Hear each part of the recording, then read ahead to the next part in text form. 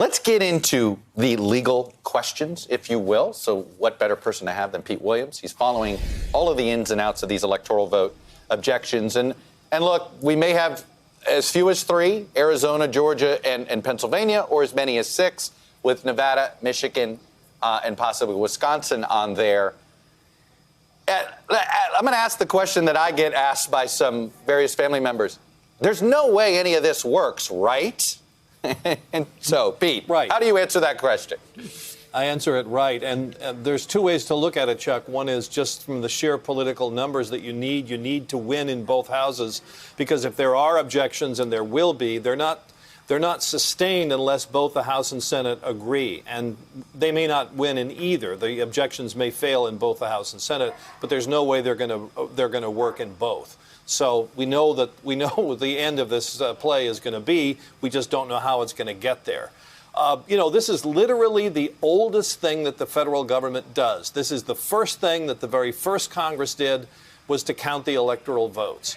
And this is what the Constitution says is the role of the vice president, also known as the Senate president.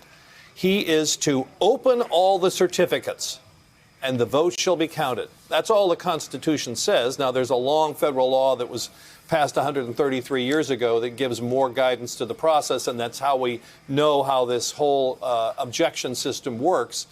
And we know, Chuck, that there have been in some states, in 5 or 6 states, where Biden won, Republicans have nonetheless mailed to the vice president's office their own slates of electors. Here's 2 of them. This is the one that came from Georgia and the one that came from Arizona. And they both say, you ought to count our votes, not those other votes. I'll just make one other point. The Electoral Counting Act, this ancient, badly drawn statute that is guiding the process today, basically says that the job of the Congress is to ask itself this question: are these votes that we have in our hands that came to the floor in these mahogany boxes that we see every 4 years, the votes of the legitimately certified electors from the state? Yes or no? That's the decision they're supposed to make. So technically, looking into whether the state improperly allowed mail-in ballots to be counted if they weren't signed on the envelopes, the way the system is supposed to work is that's a decision for the states to make. And once they get to Congress, the question for Congress is a very simple one. Are these the legitimate electors certified by the governor or not?